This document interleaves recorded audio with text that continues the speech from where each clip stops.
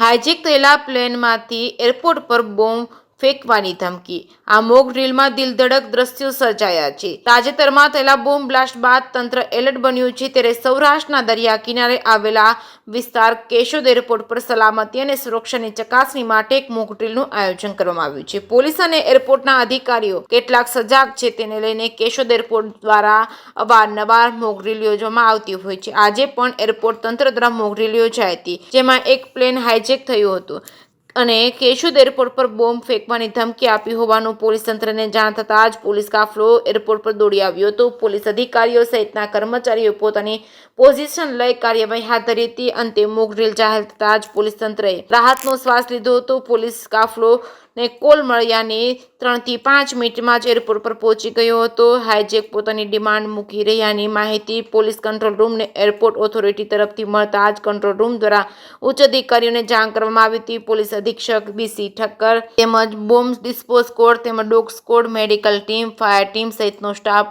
Call મળ્યાની 3 થી 5 મિનિટમાં જ પહોંચી ગયો હતો। પોલીસ અધિકારીઓ અને ટીમોએ પોતપોતાની પોઝિશન લઈ સિવિલ એરપોર્ટ ઓથોરિટી સાથે સંકલનમાં રહી કાર્યવાહી હાથ ધરી હતી। હાઇજેક થયેલા પ્લેનને કોર્ડન કરી પોલીસ અને એરપોર્ટ ઓથોરિટીના અધિકારીઓએ હાઇજેક સાથે વાતચીતનો દોર શરૂ કર્યો હતો। અંતે આ તમામ પ્રક્રિયા પૂર્ણ થયા બાદ આ કાર્યવાહી મોક ડ્રીલનો ભાગ હોવાનું જાહેર કર્યું હતું। શહેરના અલગ અલગ તંત્રોની કાર્યશીલતા ચકાસવા અવારનવાર મોક ડ્રીલ યોજવામાં આવે છે।